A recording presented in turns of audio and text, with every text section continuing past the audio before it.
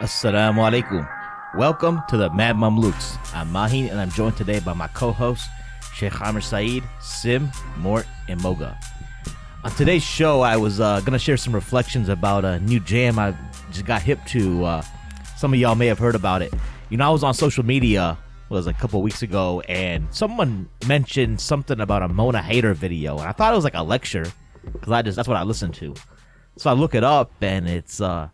I kind of liked what I was hearing, man. It's like this jam's kind of going, it starts going like, you know, shakes on the DL, shakes in my DM, begging me to shake it on my cam in the PM. And then he's talking about... Wait, I've never heard this. Can you explain what that means, dude? Yeah. Let's explain to Shaykh Amir. Yeah, you know, and as I listen to the song, and then I read the context a little bit about it, I see some of the folks who are like propping it up and liking it. I personally thought that it was kind of a dope jam. Like everyone else apparently did. It's a terrible jam. How could you like it? It reminded me of like an old school like country like southern rap song like Chicken Head by Project Pat. But anyways, back to idea. Mort, do you know what that is?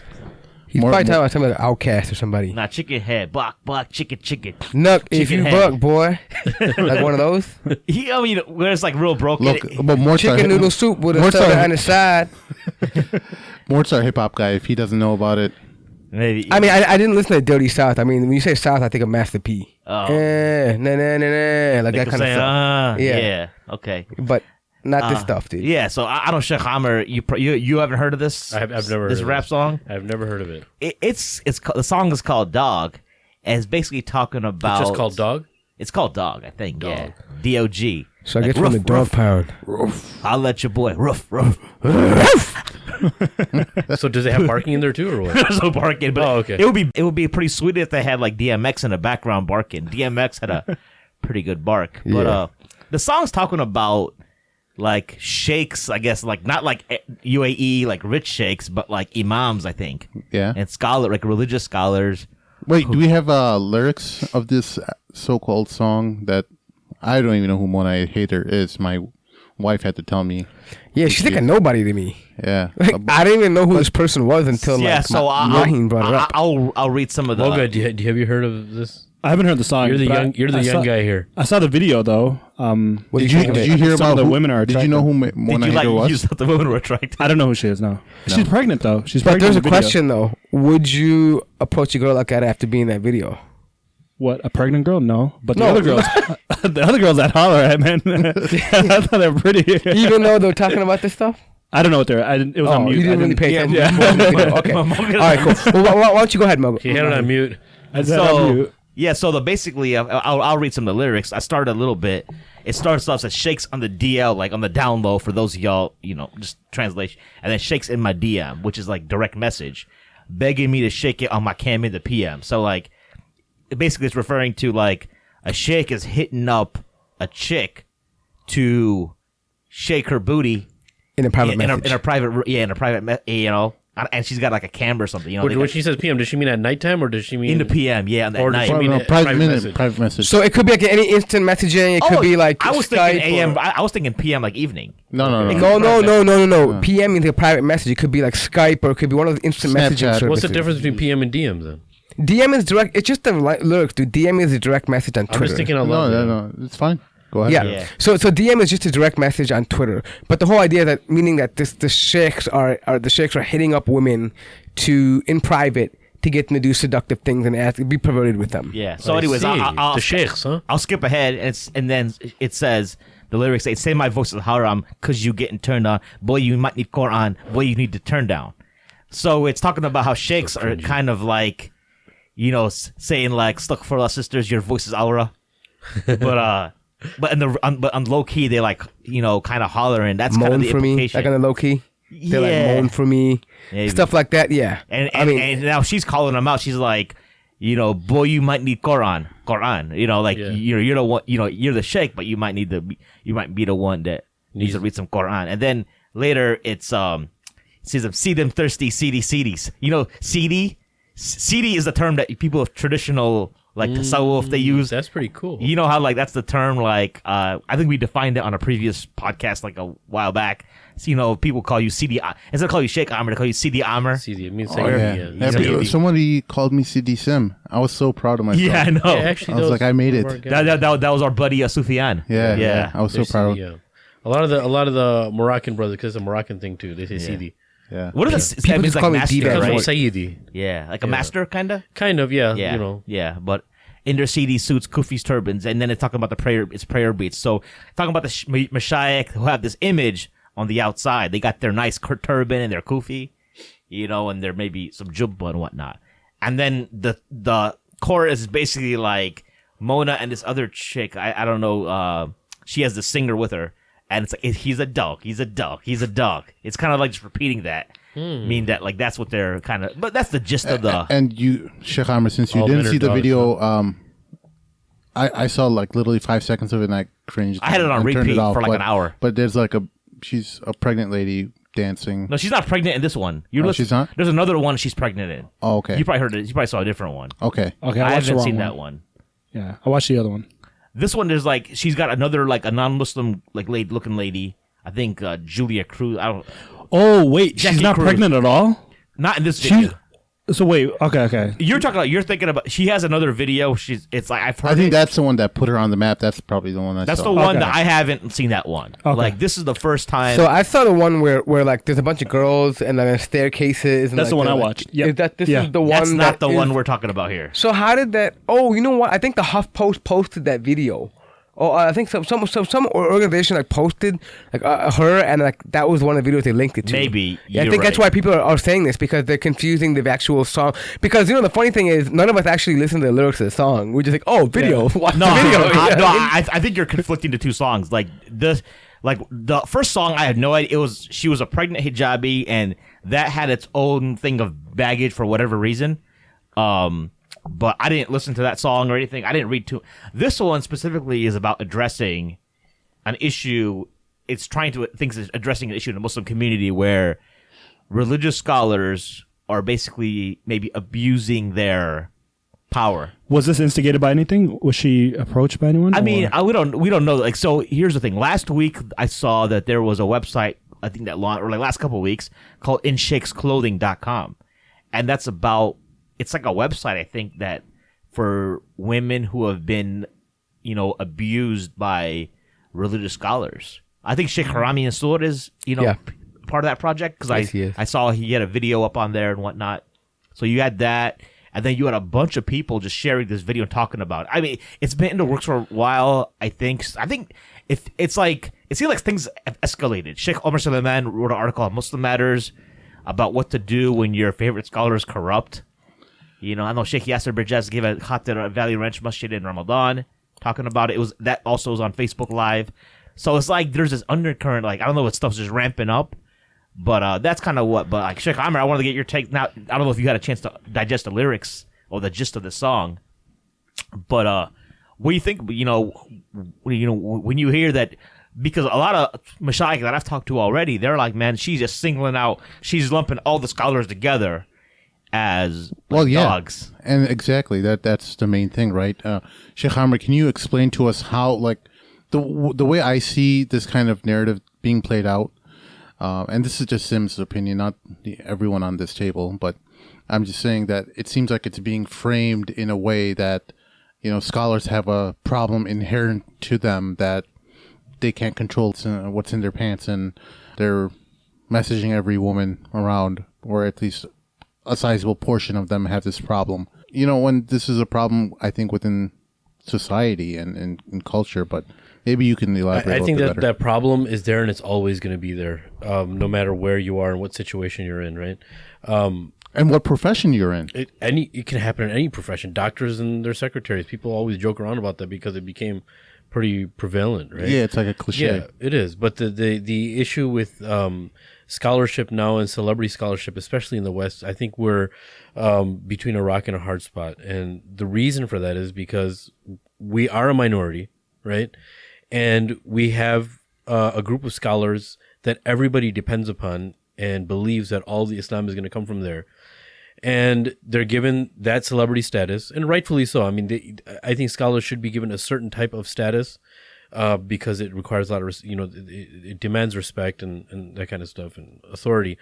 But what happens is that there's no council to control scholars at all of what they're gonna be doing, which happened in the past in Islamic history.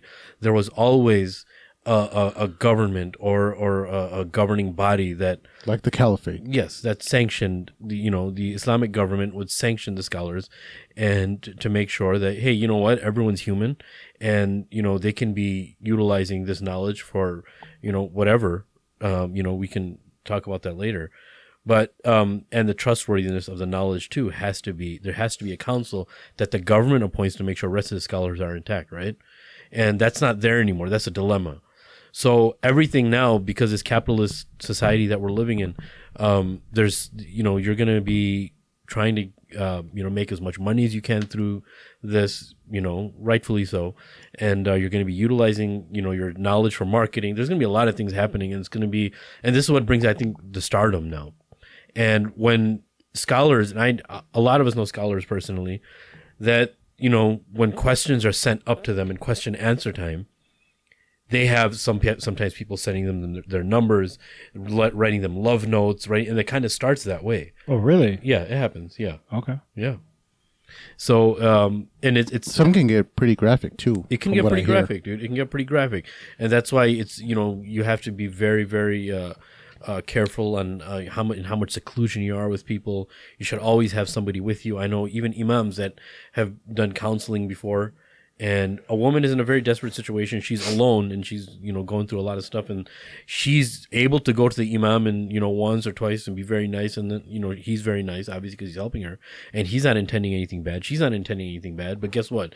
They're behind closed doors for a long time now, multiple times, and if that's the one person that she trusts, and this is one, so it can get a little weird sometimes. One prominent scholar that I talked to, he said that when he gives his number out, he tells that sister that my wife reads everything. So no, that's smart. Or just give out your email, dude. That's one of the best things. Yeah. Or there's certain I know some you can get internet numbers online and stuff like that too, but it helps a lot. If you're very transparent, it helps to be very transparent with your wife. You let her read your messages and stuff like that, just not with your friends, because we have a different type of language sometimes that we don't want, or your friend may be talking about personal things, but. If there's ever a woman writing you a message, you should be very comfortable with your wife being able to read it. Amir, I have this question. There's checks and balances for like a normal person, how they interact with women. Is there anything like that for scholars, or what is the checks and balances for that? No, so there's a certain way that we conduct ourselves with the opposite gender in Islam, right? Yeah. Now, because the situations that the scholar is in, he's also in a very tricky situation because he has to help people. He has to remedy, if you want to say spiritually remedy people. So he has to be in a certain type of proximity that the average person is not going to be. But yet he has to be very cognizant and very vigilant of where this conversation can go and where this relationship can go. Right? And think of it as a therapist, right? A therapist can be helping somebody very much as it can be the opposite gender. And now it can get very intense. It can be when there's therapy, you're talking about people's feelings. It can start getting intimate by nature. You know what I'm saying? That's what therapy is. So it can get like that too. Now, in that situation, does shaitan come and do waswas? Of course. We can't. There's one of the greatest things. And I know I'm kind of jumping the gun here, but one of the best phrases I've heard in the past month in a khutbah is that we blame all of ourselves for everything, but how often do you actually blame shaitan for everything, right? Everything. When Allah subhanahu wa ta'ala says that you should take him as your open enemy, right?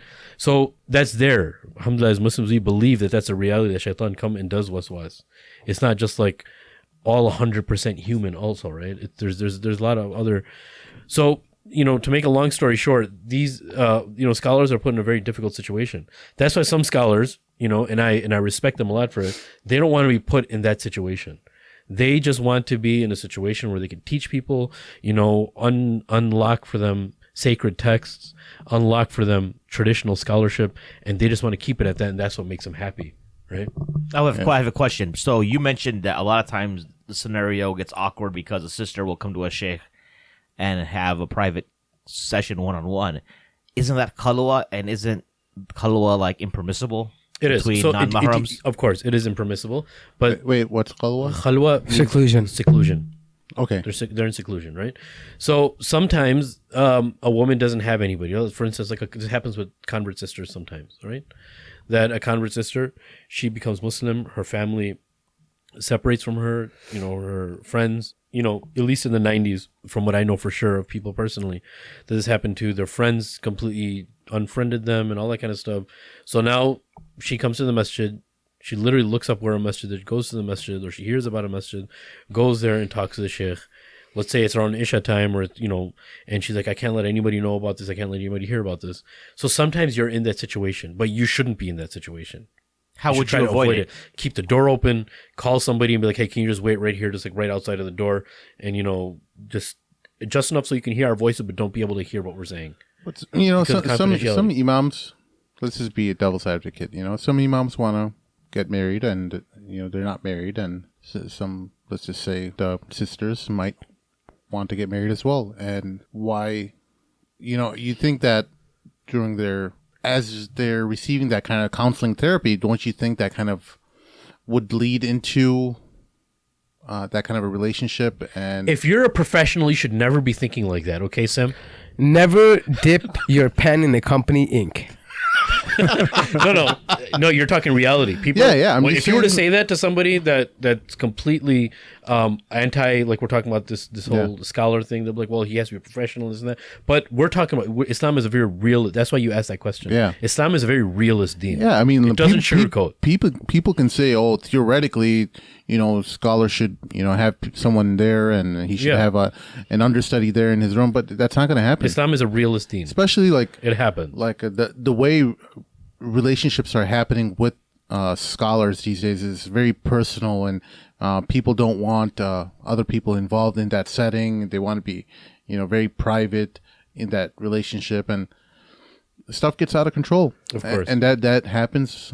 I would argue it's not a scholar problem. It's not a problem with scholar. It's a problem with being in a role where you are providing therapy or help to anyone. Yeah. So the way I see these type of lyrics and this type of discussion in social media, I feel like some people are just trying to take advantage of isolated situations and trying to make a problem more bigger than it actually is. Exactly. Yeah. But Sim, you were mentioning about a convert sister. I cut you off Yeah. when I was being sarcastic, but where were you going with that? No, but I'm saying that these type of relationships are natural, and they I feel like if their relationship is kept halal and their conversation is halal, and they decide to pursue marriage, do you see anything wrong with that?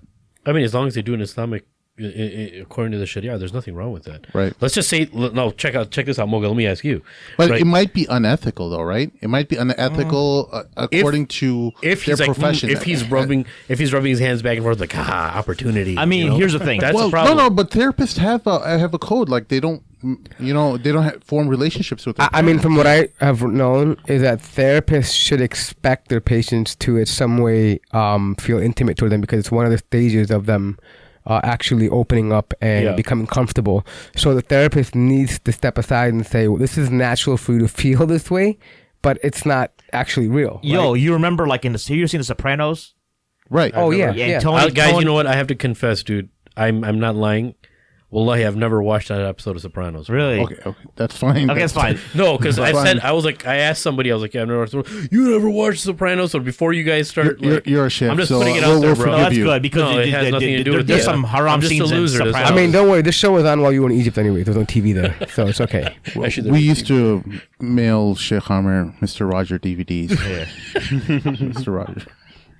But Anyways, go ahead, yeah, sorry. so Tony Soprano, the main protagonist in the show, he's seeing the shrink, and like he's always like fantasizing about her, like a lot of times. You know what I mean? But I want to go back to the whole point of you were saying that okay, the sheikh takes his precautions. He's got like let's say Sheikh Amir's counseling some sister. He's got Moga outside like, making sure that everything's staying kosher. But that can still lead, even if you're trained, for example. To me, it'll never happen because my wife's probably going to listen to this. This will never happen to me. Okay, Sheikh Amir's wife, this is I purely... just teach at school, bro. This is purely... I just teach us at a school. That's it, bro. I don't do no counseling. Okay. Sheikh Amir's Inshallah, wife. it'll never happen This is to you. purely If you're listening, theoretical. Sheikh Amir's wife, all he does is talk about you like you're the best woman that ever Of course. came in his life. Thank you. Yes. Thank you. Yeah, so But with I'm that being only said- going to be a teacher. But we'll talk about a hypothetical impossible Sheikh. situation. For me. Go ahead. Hypothetical. Okay, so then there's, even if I would think Mort was saying, the therapist knows that this person might start feeling intimate towards you.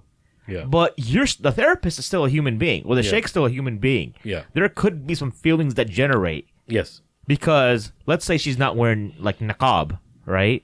You're seeing her face. You might like her face.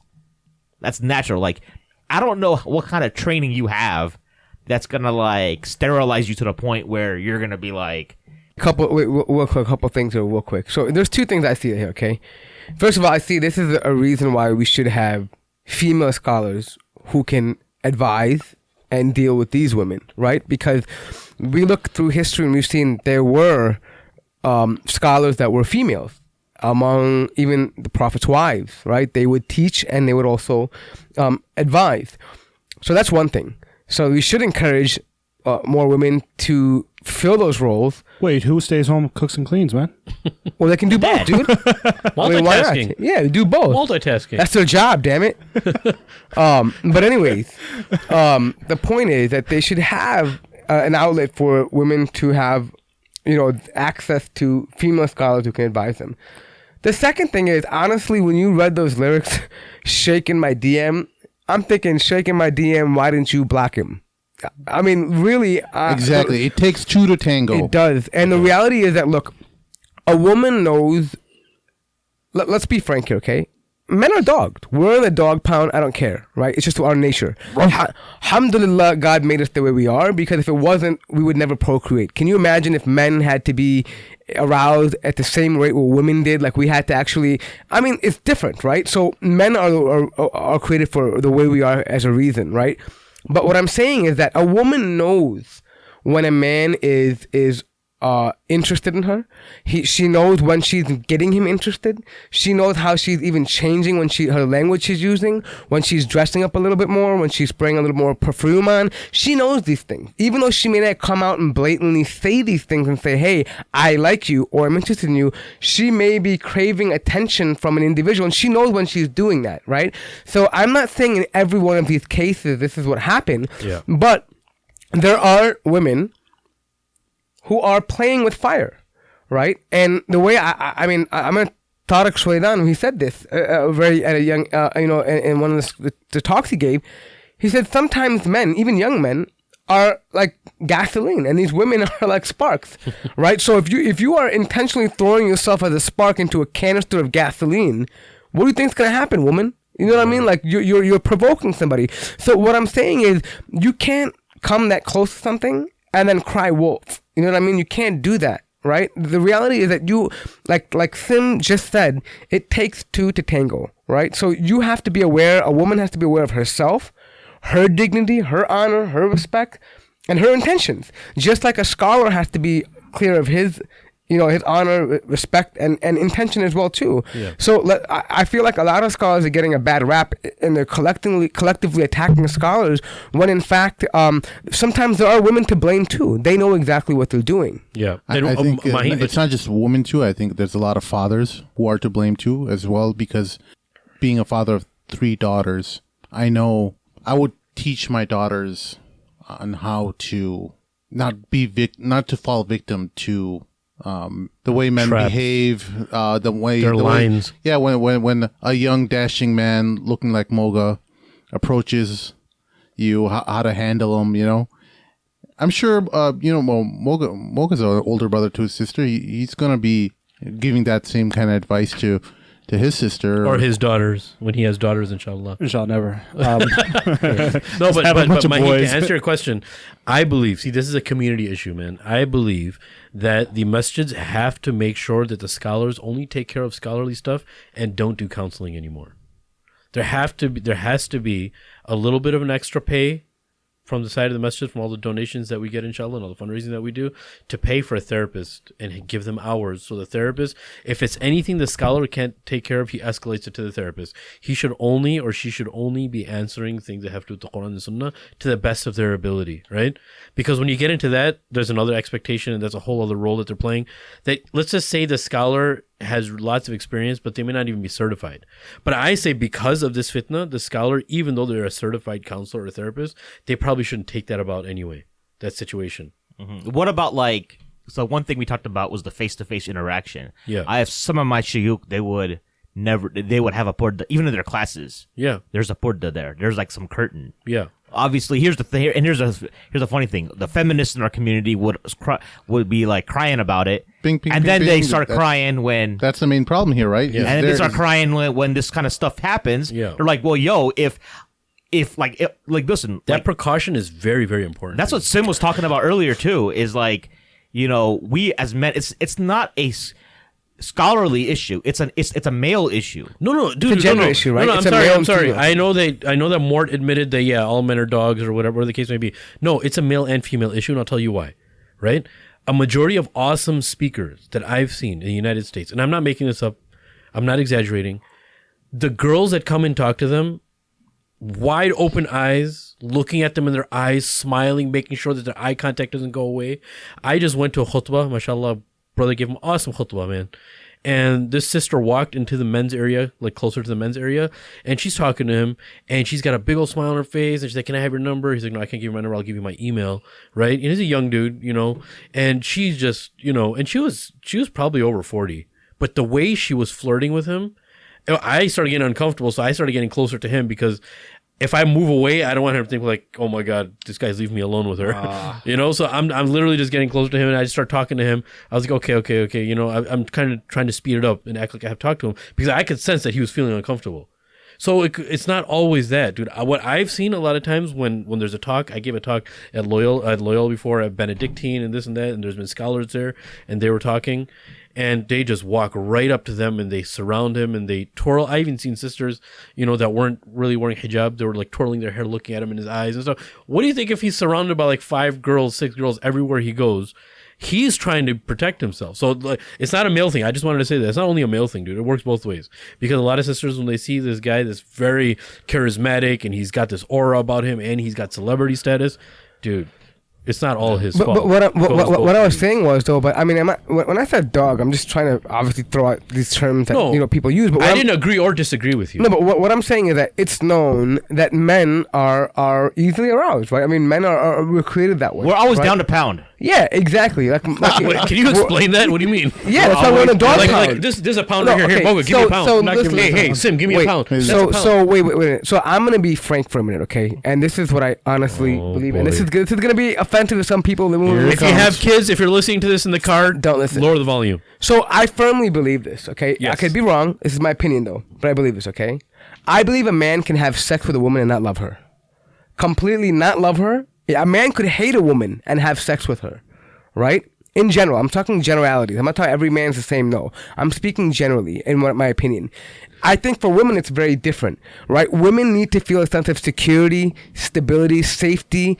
They need to feel like that person they're committing themselves to or engaging in with is Again, not deeper. every single woman. I know some of you guys are freaks out there and will, start Yeah, replying exactly. I'm back saying- and saying, "Oh, yeah. how dare the Mad Mom No, label all women like this?" no, No, but what I'm you know you're a wait, freak. what I'm okay? saying You is get it. these are generalities. There are going to be exceptions. For example, are there women who can do like construction work and big gigantic muscles? Yeah, I'm sure there are. But generally, women don't do labor work, right? Right. It's just not their thing. So there are going to be exceptions. There are going to be men who are total softies and they need to have like pillow talks, right? Yeah. You're going to have that, right? I mean, it's just what it is, right?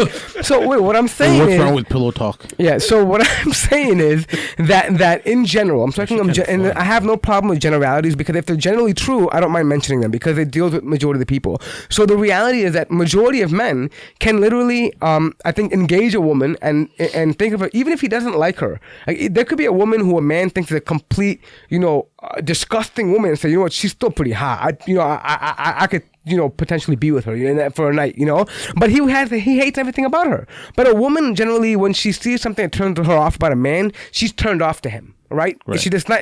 She doesn't feel an attraction to him.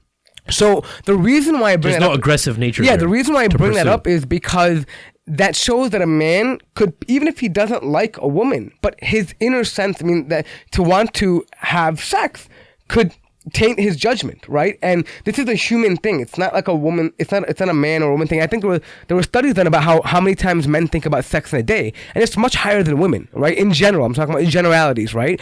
It could be with testosterone, hormones, whatever it may be. So what I'm saying is, in light of that, right, that we understand that putting men in situations like that is not good, right? It's like That's why hijab was ordained. For yeah, both men and women just alike. one quick thing, and I'll pass back on to you guys. But the thing is, what Sim mentioned about fathers is important. As a father, you should always be looking out for your daughter and never allow her to be an opportunity where she's alone with a non-mahram man, right? Whether it's a teacher, whether it's a scholar, whether it's whoever it is, right? You want to make sure you should, and instill that belief in her that you should never, ever be alone if you don't have to be. You know what I mean? Like I know people that even doctor's appointments, whatever it is, they will be there. A female would be, or someone will be there because they don't want to ever be alone. And that needs to be there because we sometimes know this is what happens, right? When they're on the bus alone or maybe late night, something what happens, right? When they're in that moment, where that spark first hits, right? Where that first interaction happens, that all could have been avoided because things like this don't happen right away. Like, it's not like these people met and then bam, they had sex. No, what I'm saying is something had to trigger the one thing that lead to the next, to the next, to the next, until they got comfortable, right? And so you want to avoid that initial incident. Yeah. How about another way of therapy or interaction between scholars and the opposite gender? When we're talking about therapy, let's just clarify. What you mean is like what I religious mean advice. is interaction is what I'm saying. Okay. Right.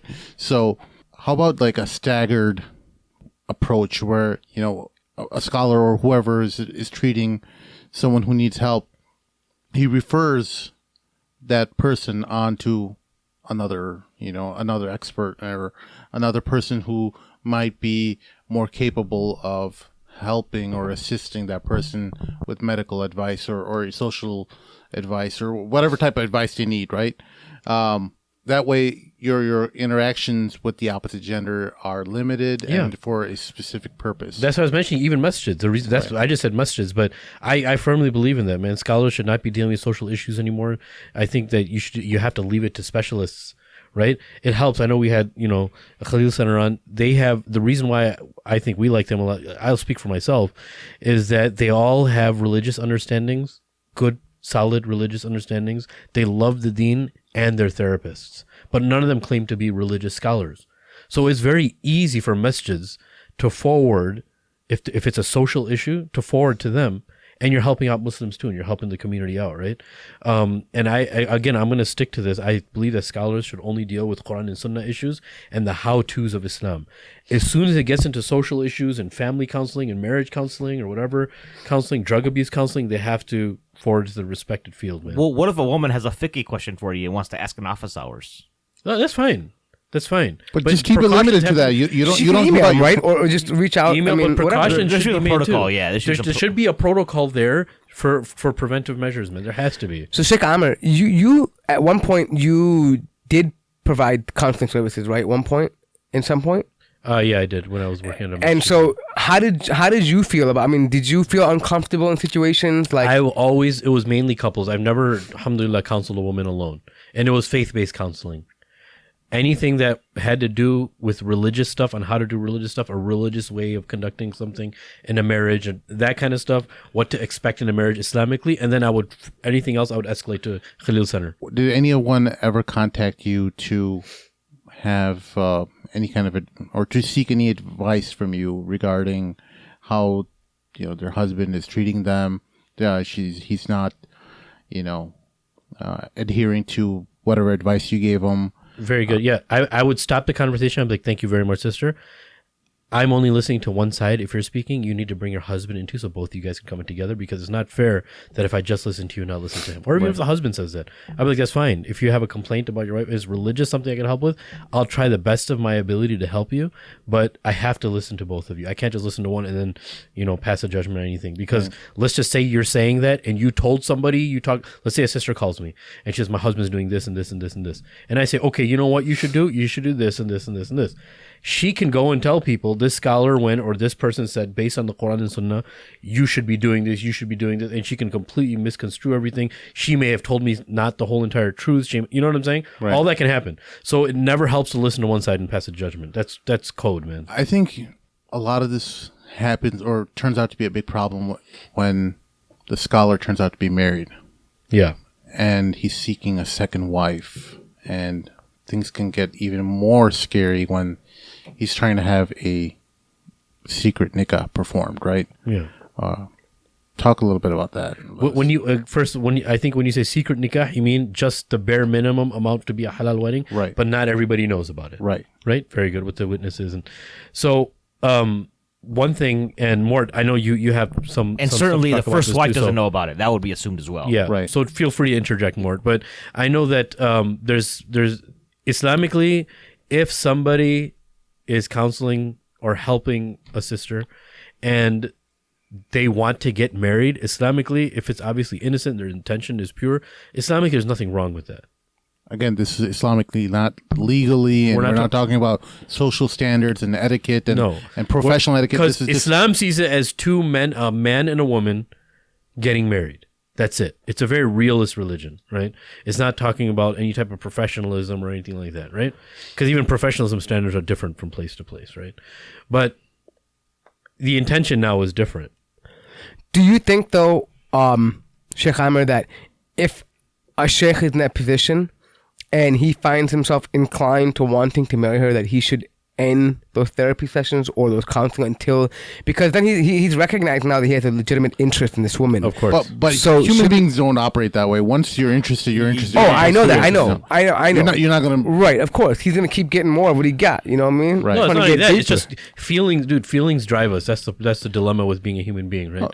Feelings drive us and they make us do things. And at that time, you start making excuses and you start making up stories for yourself until you just do what you do and you end up in a certain situation, right? Yeah, especially like with, I don't know how you guys are. I remember back in the day, man, if I ever liked a girl, like, you do some dumb things. Oh, my Lord. You do some really dumb things. Yeah, so basically, so I'll be like, yeah, logically speaking, it's a good idea to cut the therapy off.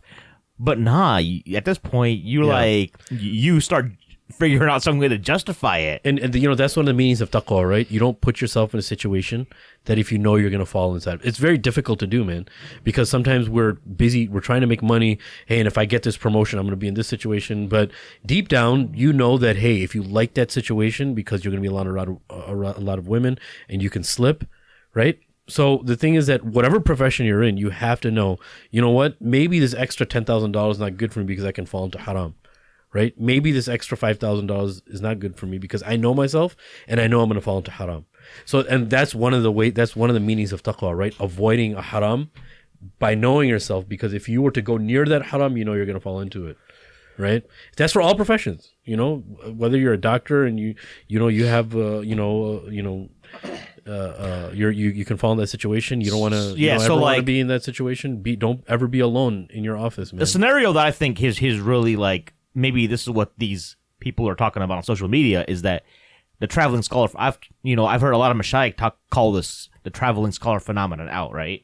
I know our friends at the Safina Society talked about it on their last season's podcast, talking about how once someone becomes educated, they should focus on their community. But regardless, at the end of the day, there are traveling scholars. There's middle of nowhere places like Wichita, Kansas, that haven't heard Surah Al-Fatiha recited properly in 30 years. Who knows? Yeah. So people got to go there. So a traveling scholar goes. His wife isn't always necessarily able to go with him because maybe they got kids in school, whatever. And like we talked about before, dudes, after a certain point, you got to smash. You know what I'm saying? We explode.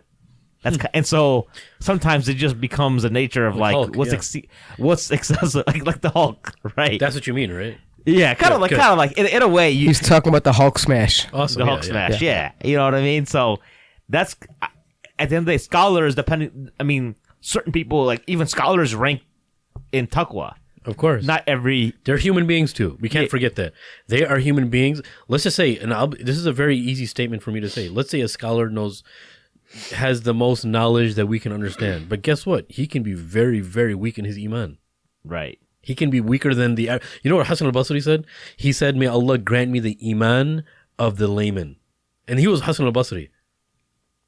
Hassan al-Basri said, may Allah grant me the iman of the layman. Expound on that. Yeah. So, Shaykh Amir, wait, before you do that, wasn't there also an incident where a man approached the circle of Imam Abu Hanifa and asked a question, and some of his companions said something like, "Oh, what a silly question," after he left, right? Imam Abu Hanifa answered him, and then Imam Abu Hanifa responded to them and said something to the extent of that, yeah, it might have been a simple question, but wallahi, that man has the fruits of knowledge already. And like it's something like to the extent where... Yeah, I heard the story. I don't know who it was from. Yeah, his innocence, meaning that his conviction and his desire to practice was at that state, right? So sometimes the laymen have just a simple outlook and it's enough. Of course. Yeah, man. And because the reason why Hassan al-Basri was a contemporary, he was considered from amongst the tabi'in, the generation after the Sahaba, the reason why he said that is because when somebody knows the ins and outs of knowledge, they know where the excuses are for them. They know where the excuses aren't for them.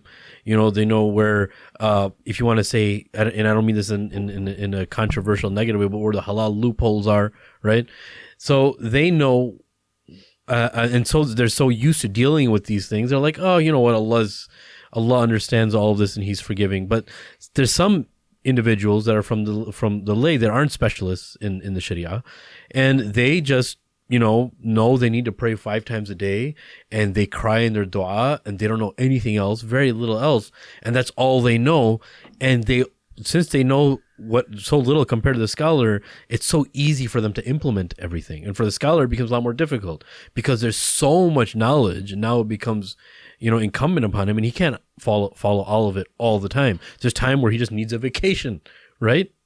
So for the individual who doesn't have lots of knowledge, it's actually his iman is going to be a lot higher according to the statement at times. So just because someone's not a scholar, it doesn't mean that it doesn't mean that they have low iman. And just because somebody's a scholar doesn't mean they always have very high iman all the time. They're another human being. They're just another human being that has lots of sacred knowledge. That's so the secret nikah that Sim was alluding to, based upon how he defined it, is halal, right?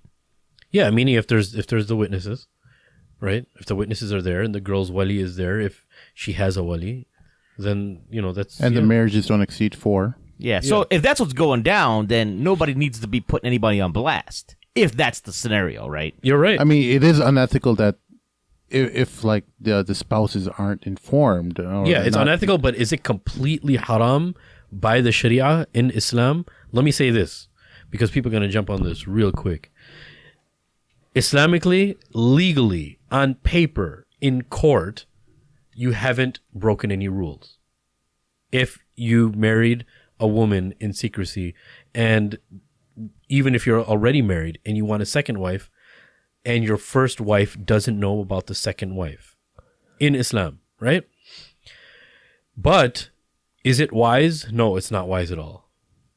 Is there wisdom in it? There's no wisdom in that. So can you explain something real quick for people and for myself real quick? So what does a secret marriage encompass? I mean, is it just mean the imam, the witnesses, and the wali, and no like walima and nikah? Like, I mean, it's just something that happens in private. Then is that what it is? That's all. It's the nikah, because then there's a difference of opinion on this. And then the second thing after you answer that is also, is there any difference of opinion about whether the first wife needs to know, or is there a condition that first wife could ask for a khula or something like? Are there any conditions or stipulations? Yeah. So I know that if, as far as, the dilemmas, the problems that are caused, the fitna that's caused, and you can assess the fitna, how bad it's going to be. If the fitna, if you know that it's going to become bad, some scholars I know in history said that, historically said that'll be something that's haram, right? But if you really think about it, anyone who does a secret marriage without their wife knowing, that's never going to go down without any fitna.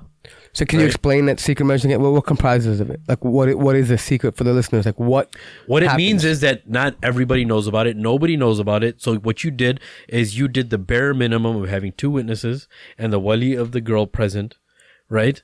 And the wali accepting, meaning the one who's responsible for the girl accepting that you are going to be her husband and he's okay with it.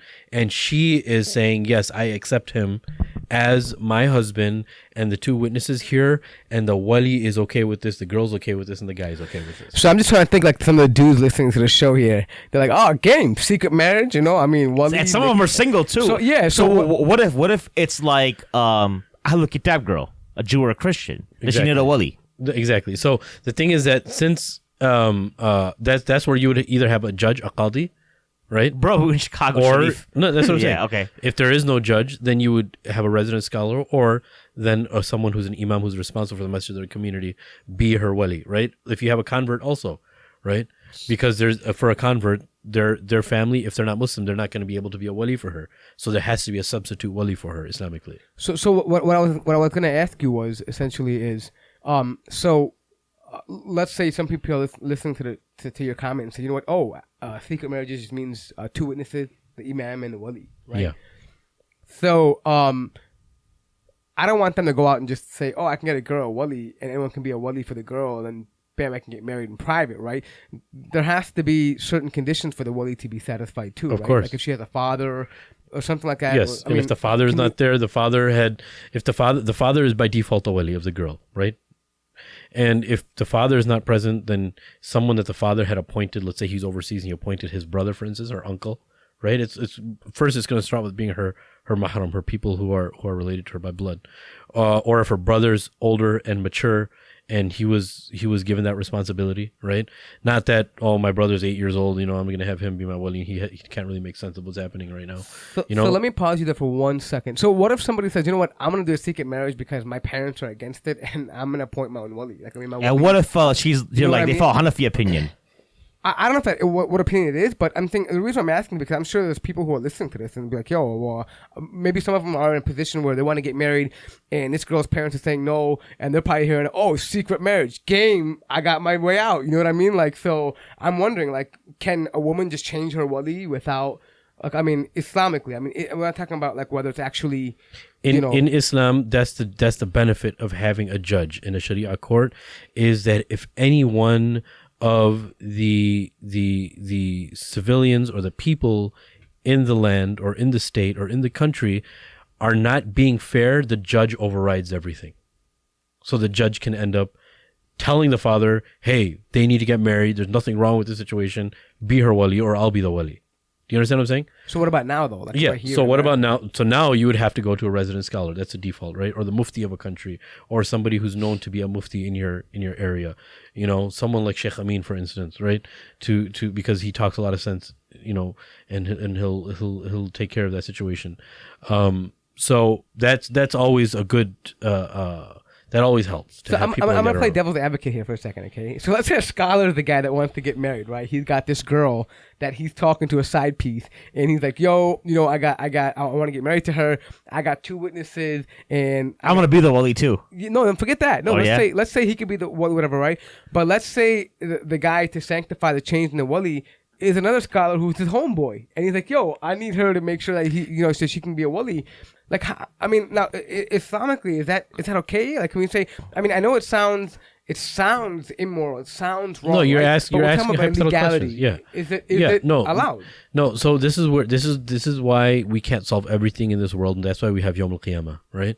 There's certain people that are going to get away with things in the name of religion. Rasulullah sallallahu alaihi wasallam, prophesies this many times, and there's going to be people in the way. This is what happened with a lot of the Christians and the Jews, right? Also, but there's going to be people who are going to utilize sacred texts and what they call loopholes for their advantage, but they're not going to be able to take care of it in this world. No one's going to get to the bottom of it in this world. So legally, it would slide. No, legally it wouldn't be allowed if they know that they're orchestrating these things Islamically, but they can get away with it in this world. I get what you're saying. So nobody could prove that their intention. Yeah, is. I mean, Yeah. There's no there's an area where we can't go with the people's intentions. What you're saying is internally those scholars would know that what they're doing is Oh, wrong. yeah. But nobody would be able to come out and say, Oh, yeah.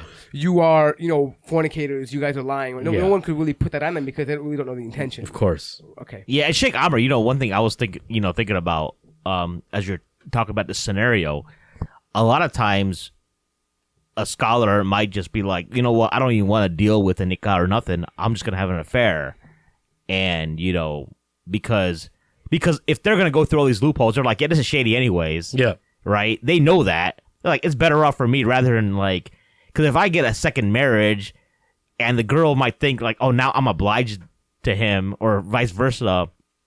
Eventually that's gonna get out anyways. You're not gonna marry somebody. It's the difference between having Exactly. That's why there's no wisdom. There's not wisdom. That's why That's why non-Muslims be like, that's why the whole commitment thing. Just let's have a one night stand and be done with it. No string. What they call no strings attached. Yeah. And if you got people who are down for it, then that's what it is. But I think that's the thing. But People justify. Well, if they're in that situation, they justify their situation to themselves. Well, if I was in this situation, and that's what we call people coping with their situation, so they don't have to feel too guilty, even though they know they're doing something wrong. All right. They have to, I think we're overlooking the fact that the woman is also yes, okay with what? Yeah. That you understand that, right? Yeah, yeah. It's a secret marriage, but it's not completely on the shelf. yeah, no, for sure. It was funny because I'm glad you mentioned that. Because On top of that too is just for example, the wali. I'm thinking my sister, for example, she came to me and said, "Yo, I want a secret marriage, but what the hell's wrong with you?" she did say that to you. No, she's a kid. Oh. She's a child, but she Oh, I did come got with you. me, She's right? like 5 years old. And dude. then you have what to the hell? question the wali, right? But then it could also, I'm thinking, it could also get to a point where it's the actual woman that's also super pushy.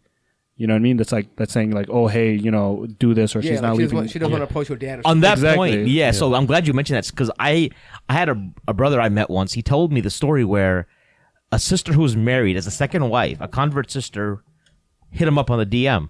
So we mentioned that, a direct message, because this brother was friends with her husband, who was a sheikh in a community, and was talking about he just got me, he just used me, got me pregnant, yada yada yada.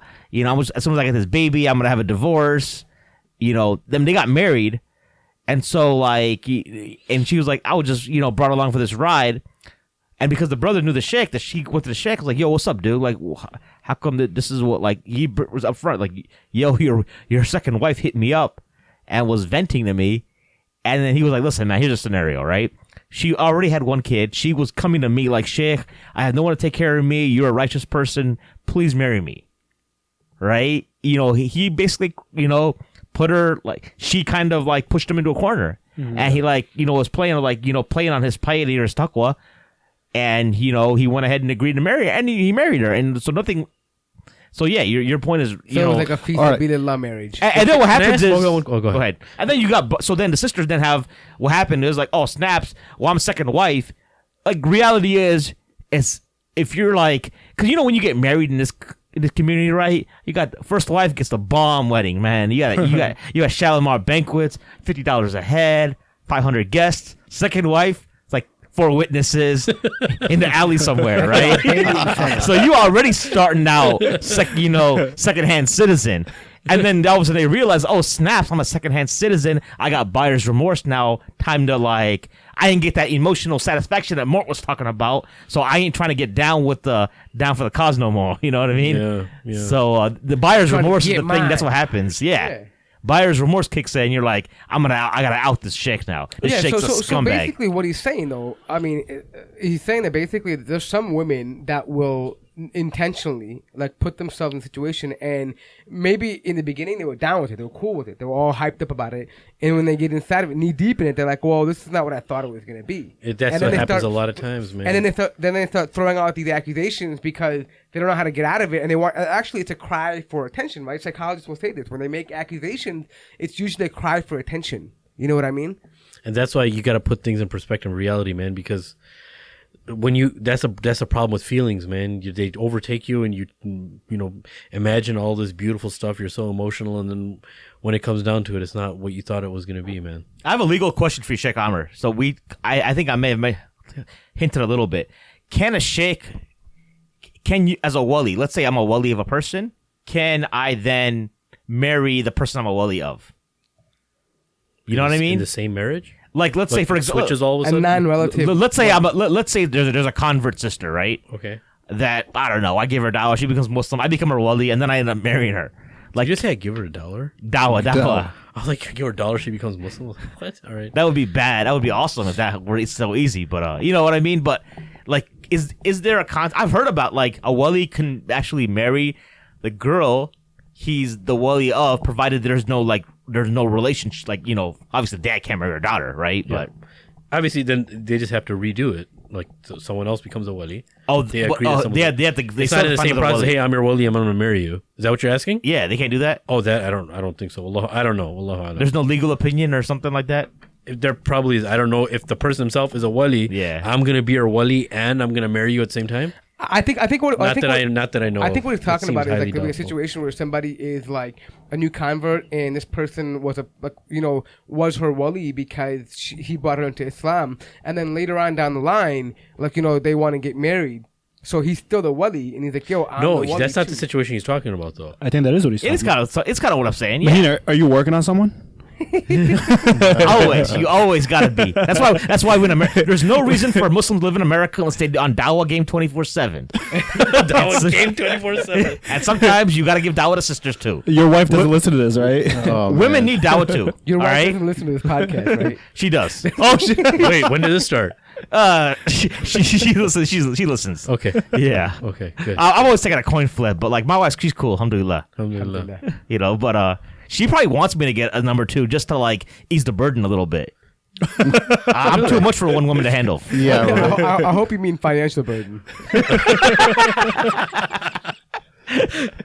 Yeah, maybe, but you know, but you got what I'm saying. Like, so you get, let's say somebody, because that's who they know, that you become their wali, and then maybe you don't even intend it. Like 3 months down the line, you're like, oh snaps, I'm kind of feeling this chick, and she's Yeah. Muslim now, and So- I'm already her wali. No. So I have to give her a wali I see up. where the confusion is. Yeah. It doesn't mean that there's one designated wali all the time now for her. That's not what that means. It just means at the event or at the time she's being married, there has to be somebody that's a responsible person, preferably a religious leader or, an imam, a resident scholar, who's going to take place of her wali. Just because you brought her into Islam, you're like, hey, I'm your wali. No. So you're I'd have not to going to decide for yourself to be her wali. Okay, so It's like you should go to an institution like I a gotcha. masjid, and they'll appoint a resident scholar, religious coordinator of everything, whatever the case may be. They're gonna take that role, not you. It was funny You can't just 'cause- walk in and be like, yeah, I'm gonna be your wali from now on. Well, it's funny because I went to Umrah in December, right? There's all these like random women there. I'm like, none of them look like they had husbands. I asked one of them, Shaykh. He's like, yeah, I'm the wali for all 20 of these women. Wow. Hey, you want to hear a funny story? So we always do. So this happened to me. So you guys remember? For those of you that don't remember, I used to own a cafe. It was called Cafe Sahara.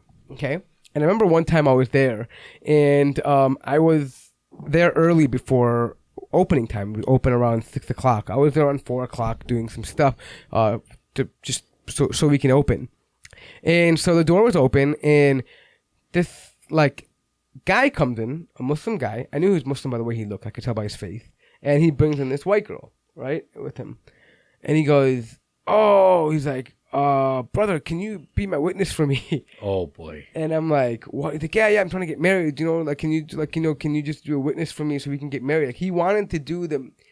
He's like, yeah, I'm the wali too, and I'm gonna marry her, and like, can you just be a witness? We can just get married right here. And I'm like, dude, what? Like, I'm like, yo, this is a shisha lounge, right? It's not like a masjid, dude. Like people come here to smoke and just chill, bro. Maybe even pick up chicks. I don't know. You know what I mean? So, I'm like, nah, bro, I can't do that for you. I mean, there's a masjid literally like 5 minutes from here, dude. I'm sure you can find a witness in the masjid, someone way more qualified. Than But me. imagine what situation. I always thought about that because it happened to me when I went to another masjid in the area. And I was like, there's he just walks into the masjid and he goes, brother, can you do our marriage? He's asking me, can you do our marriage? I was like, what situation is this dude in that he's in that much of a rush? He's got to do he's it trying now. to just get it. Trying to get that green card. I was like, this is what I told him. I was like, listen, the Bro. imam's thing is right there. So the imam talked to him and stuff. He's like, no, I didn't do it because he's pulling some shady stuff and this and that. But everyone, I always wonder what the situation these people are in, that they got to just go to an average person or just walk, into a masjid and start asking. I think big picture. I think Sim kind of maybe hinted this a little bit. So why do we see all these posts against, on this stuff, right? Part of it, I think, On is this stuff. What do you mean? like Mashayikh using their Okay, I'm sorry. Yeah. Mashayikh using their privilege or power, right? And perceived, because I think when in reality we know this is maybe like more of a male, or Shaykh Amir said, a human problem, right? And then just the context of how the ulama, as far as traveling, especially celebrity scholars, traveling scholars go, they're kind of just naturally more put in these situations. Yeah. Right? But I think a lot of it seems to be the rhetoric, the reaction is, well, you can't trust the scholars. And the music video, when it talks about generalizing scholars as dogs, that's where, you get that hint. Okay, maybe it's trying to, because there is an agenda out there to remove the authority of the ulama. Yeah, right? and I think let's just say it for what it is. And I think we're talking about the left part of our community, of our Muslim community in the West. I think the agenda is that they're to drive a wedge between the people and their scholars and break that trust, and so that the people lose faith in their scholars and other approved imams can take their place. People who the left deems credible. Like these are people who we recommend, because traditional scholarship shouldn't have they've lost their say because they've committed too many crimes. As isolated as the events might be, they'll frame it the way they want it to be framed, like with these type of rap songs and social media posts and whatever, Yeah, so they're basically going to try to take the rings and control everything as far as who our religious leaders are going to be. And yeah, I think that's what the leftist agenda. For people who don't understand what the left is basically liberals in general. Their agenda is to move people away from any type of authority, whether it's the Quran, the Sunnah, or your scholars, your imams. They want you to be free of control in general, so you don't have a moral center, right? It also goes into the philosophy of postmodernism. Postmodernism philosophy talks about not having a central theme to who you are, or there's no guiding light to anything. Everything is based on experience for that specific situation. That your thoughts and your no one restraining you. How things make you feel and whether you hurt someone's feelings and whatnot, right? That's what you're saying. It's abstract. Like it's just no. What I'm saying is what postmodernism says, that every situation is its own experience and its own knowledge. Okay. You don't have a central theme to go back to refer back to. Okay. Like for example, as Muslims, we go back to the Quran. We have a Sunnah, criterion, yeah, and our scholars and and all that, right? So, what postmodernism says is that you don't have any of that. There is no center. Everything is all based on experiences that you have, and you make decisions based on that. okay. So everything is a unique situation, and you don't have any moral compass, basically.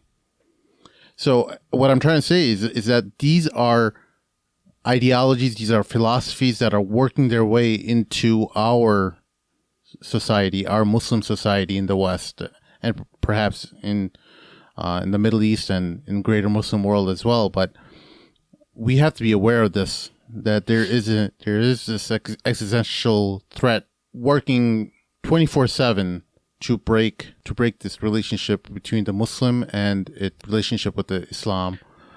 Between the Muslim and the Islamic scholarship community. But Yeah. Tim, the reason why I have a problem with that is that anytime you find authority, people are going to abuse that authority. Anytime, whether it's religious or not religious. Well, presidents have screwed up pretty bad. You know what I'm saying? Prime ministers have screwed up pretty bad. People in authority that's always going to be there. Right. I always doesn't mean it's okay, but that's always going to be there. I always felt that at the end of a leader's term, good way to end their term is by a public flogging. Oh. To expunge their sins of... Because I always find leaders to be cold-hearted sons of So, all right. So let's start flogging them from now on. Let's just flog the scholars before they leave their posts. Yeah, So when you step down from the Madam Luke when you're old, we should flog you. yeah. He's like, flog me. I'm gonna spank you. Yeah. There might be a fetish. This is Speak for yourself. All right. I'm happily married. Here's the $1 million question: is when a so-called scholar or leader in the community gets outed for a sin that they commit. Now, let's just say this is we've so far talked about, things that are within Islamic framework.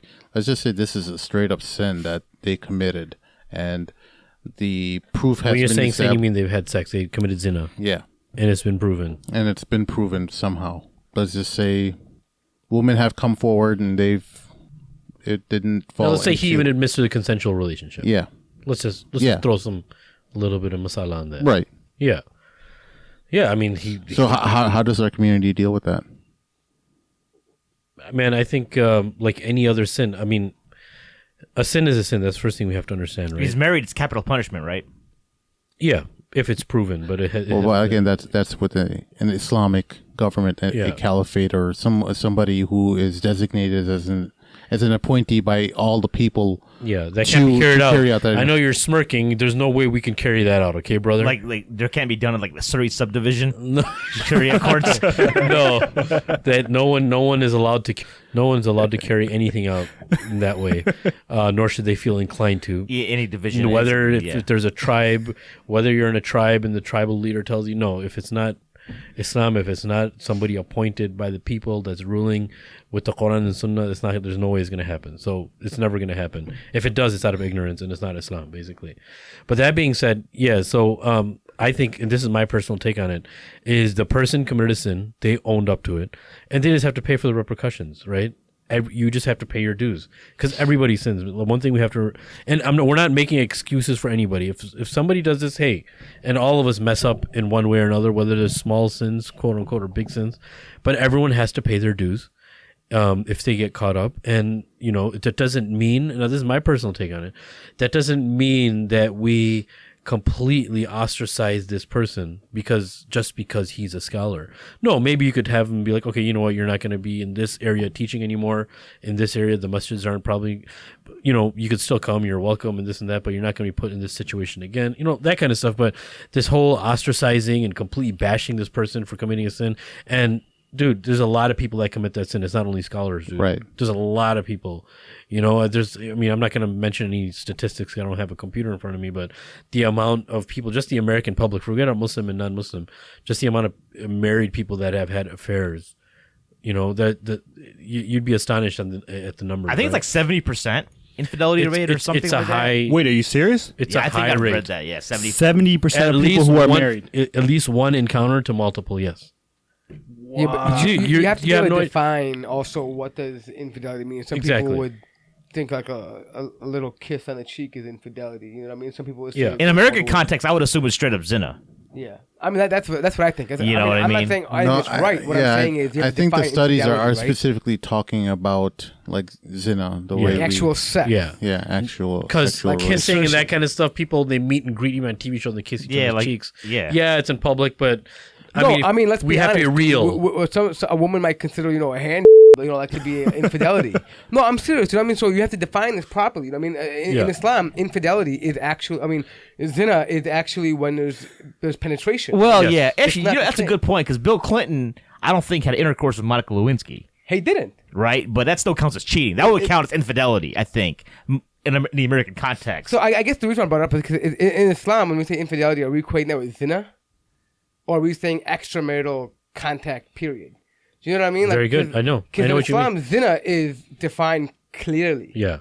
Yeah. Same thing even with homosexuality, right? Like you have to just be actually inserting, right? You have Yeah. to be there, right? Yeah. So the point I'm trying to make here is that obviously some of these stats can be different when we look at it in terms of the Islamic light. right? Yeah, In that's terms of- a very awesome distinction to bring up, man. You got to put it in perspective yeah, too. but one more thing I want to ask you though, real quick about this, since we're talking about it, is so let's say we have a scholar that, as Sim mentioned, that is in this situation now, right? And now, the community knows, the scholars know around him, and now they've taken him away from the limelight.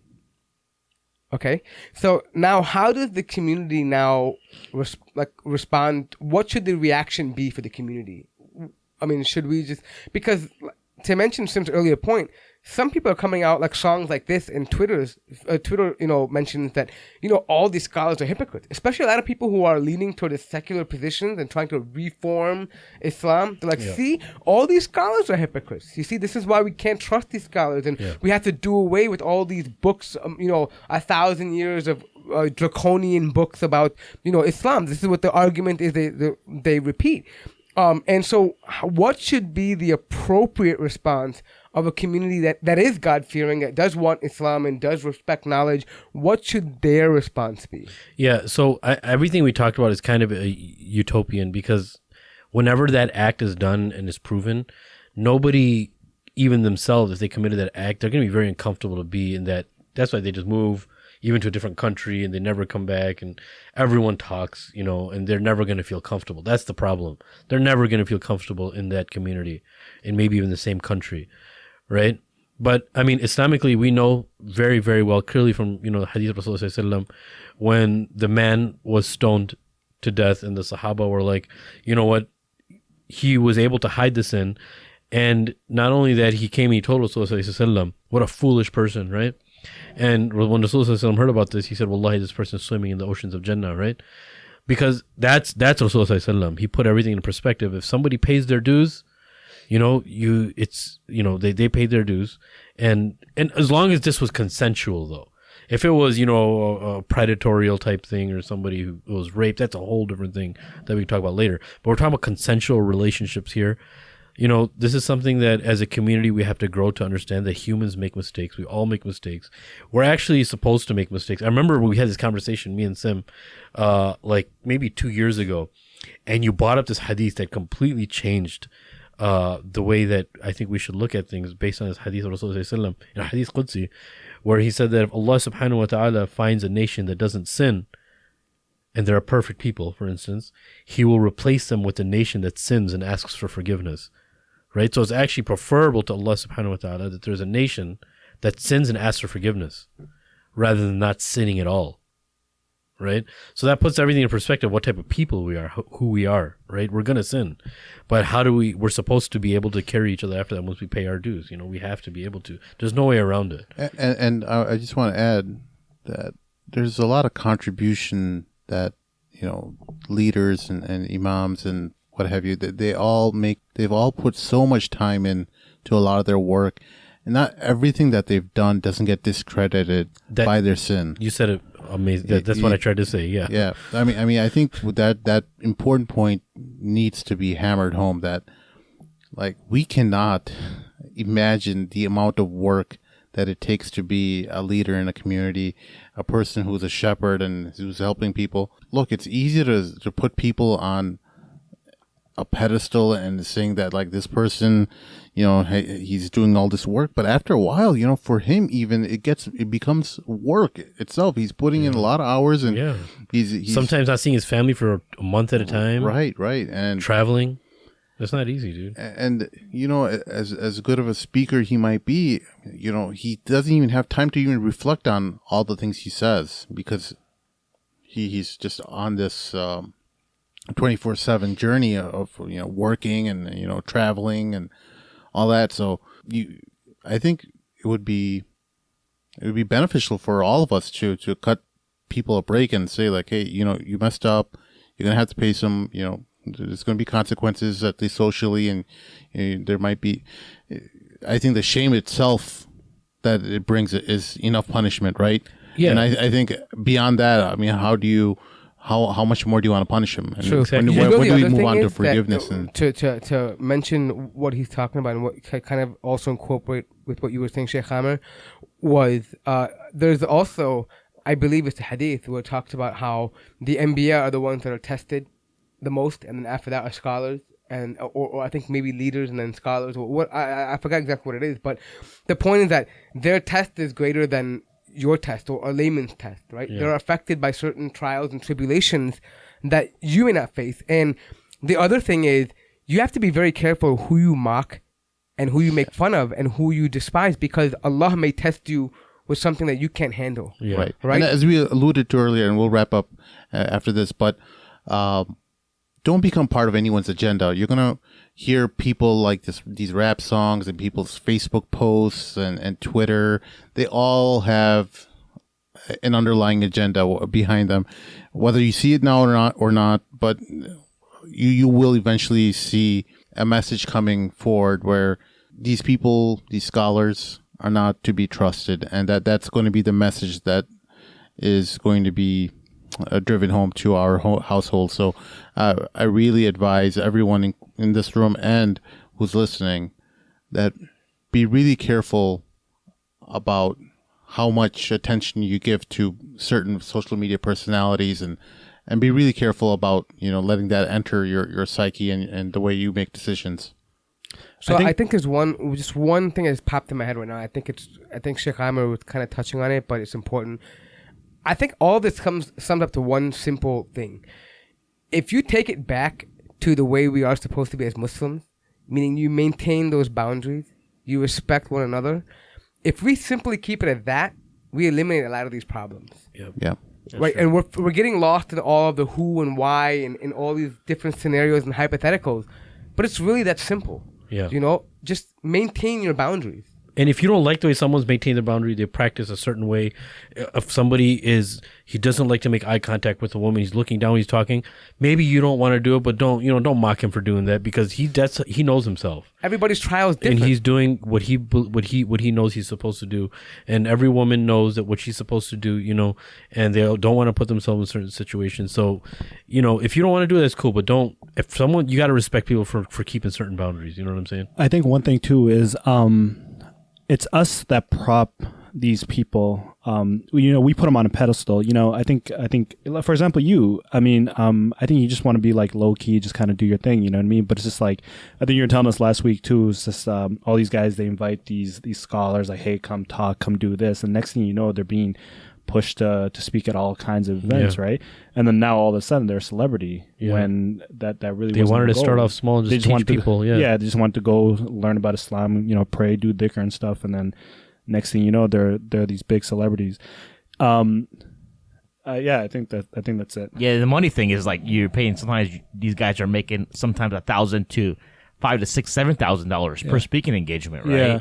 And then you get caught up in that lifestyle, and then you got to you have a nice house or whatever, and you got to keep doing it to pay the bills. Yeah. One thing that's funny is so I sent you guys the pictures, right, of where I met Mahmoud Abdurrauf, right?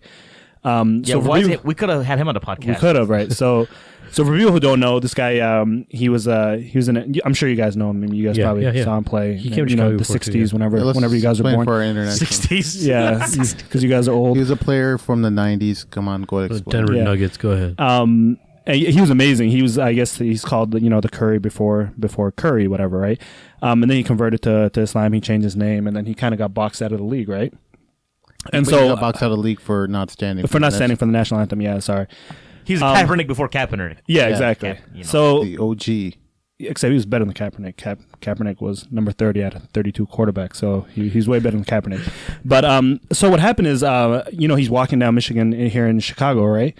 Michigan Avenue is pretty popular or whatever. So he's walking down. It's just him and his two kids. And then I see him. I'm like, oh man, I know this guy because I follow him on Instagram. And then the first thing I do is I walk up to him, right? And then I never got like this about anyone before, right? Let alone like a guy, right? Like, I was actually nervous, like really nervous, just talking to this guy, whatever, right? I was like, oh, hey, assalamu alaikum. I was like, Mahmoud, right? I was like, yeah, I follow you on Instagram. And then I can notice like my hands were shaking. And then in my head, I'm telling myself, yo, ask this guy to take a picture. But the words weren't coming out. And so I just say, assalamu alaikum. I'm getting ready to walk away. I'm like, no, turn around, idiot. So I turn around and then I ask him, I was like, I'm really sorry, but I just want to take a picture with you. Is that okay? He's like, yeah. He's like, of course, whatever.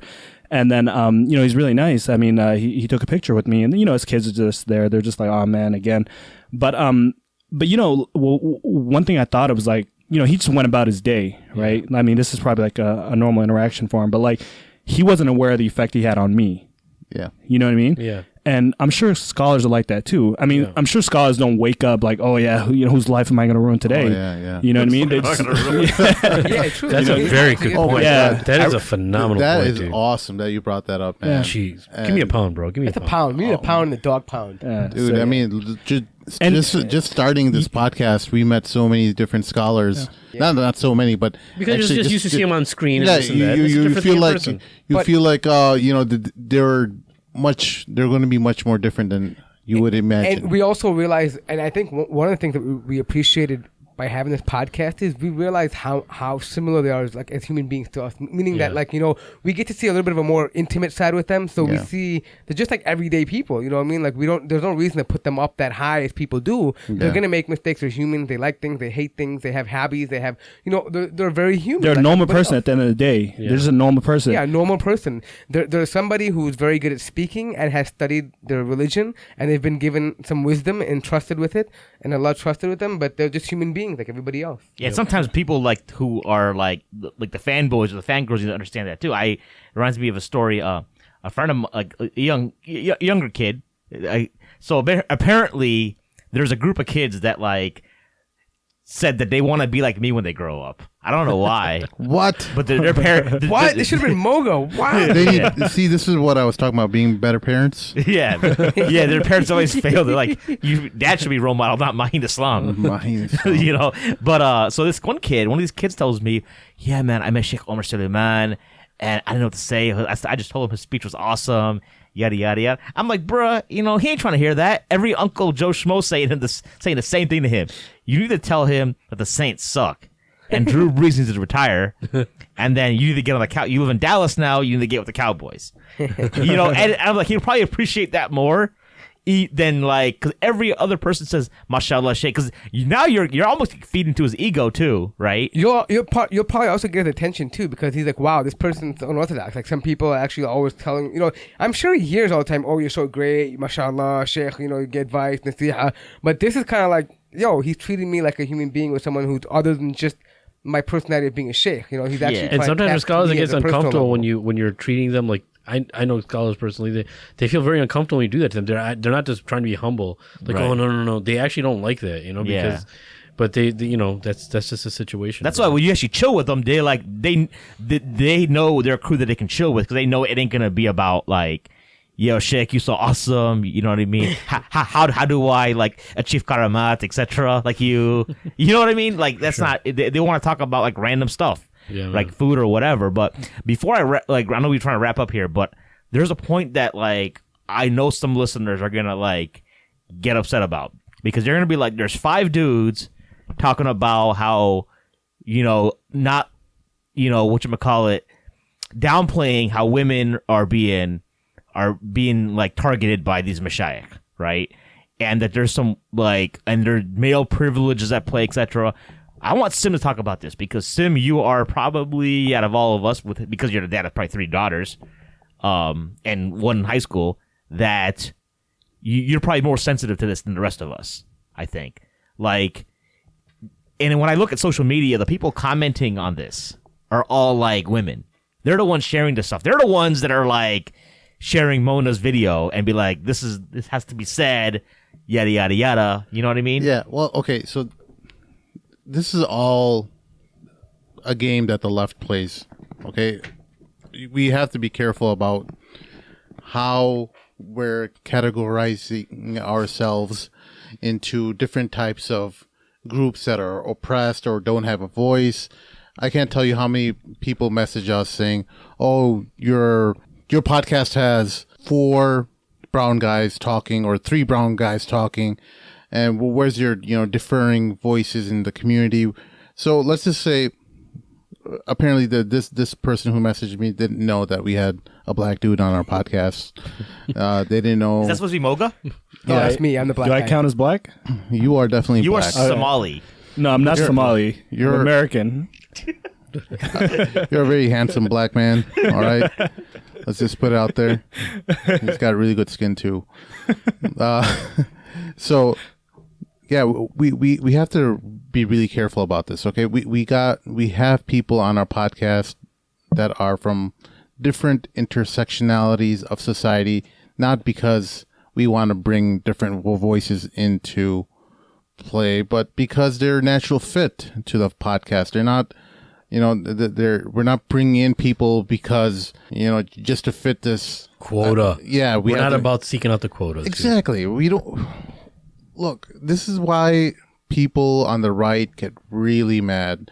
You bring in people into companies that aren't necessarily qualified. They take over jobs and, just to fill a certain quota. And that is something that we really need to pay attention to. I think why should quality be sacrificed just to play into someone's agenda, right? Well, I mean, does that make any sense? Like, how would you guys feel if I brought a white guy here who knows nothing about Islam? Yeah, but just because we want to fill a quota. Yeah, but no, let's just say he.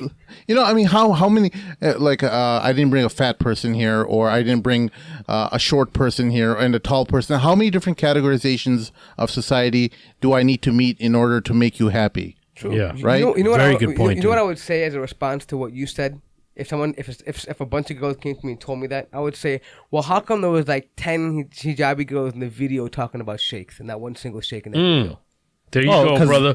Because a man can't talk Preach about on, that, right? brother. Yeah, I can't talk about it because I'm a man. I mean, it's okay, perfectly okay for a bunch of women to rant about men, but when it's the other way around, it's misogynist, right? So I don't get it, dude. You can't have it both ways, ladies. All right, you can't. I think to be fair though, we do try to be like pretty understanding and everything. I don't think we're completely one-sided, right? I don't know. This is a separate conversation. This is a separate roundtable at some point, but we might have to ask ourselves at some point: are we an echo chamber or not? Some people say. Some of my friends say we are, but at the same time, though, some of your friends ain't the smartest. Is that a bad thing though? No. I mean, what I'm thinking, let's say we are an echo chamber. Let's say we're preaching to the choir. But hey, obviously people are liking it, right? I mean, it's resonating with people, right? I mean, there's a lot of people who think the way we do, so maybe we're giving them a voice. If you don't like it, I mean, there's many people. I mean, look, a lot of these podcasts and shows and things and blogs are born because people have different opinions and they feel like their opinions are not being represented. So you're more than welcome. This is the greatest thing about being in this country or having your own freedom to do these things.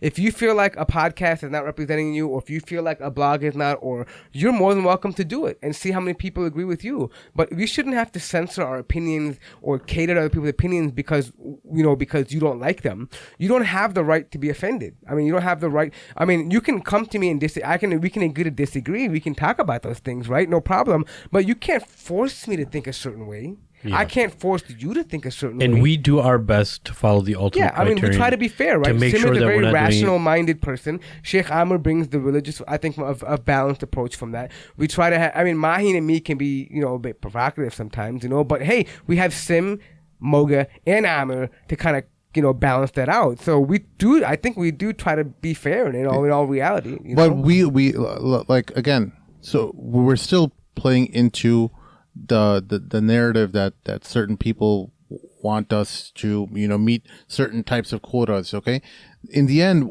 what we're trying to do is bring you guys, the listener, perspectives, information, knowledge, wisdom from all points of views, and it doesn't necessarily have to be from a certain segment of society. It doesn't have to be just because Moga's a young dude that we brought him out. No, he just brings something to the conversation that I feel like it needs to be there. It doesn't necessarily have to be because of his age, but because of the way he thinks, Yeah, we just vibe. We get along with each other. Right. We're just a bunch of buddies talking. Yeah. That's all it is. Yeah. Look, we have a chemistry. Exactly. Again, you're right. You have to have chemistry in order for it to be entertainment. If you try to meet all these quotas, you'll never make anyone happy. There'll be always someone who gets upset, about you not meeting some type of quota. Yeah, and the thing of it is, right, like, if we're trying to...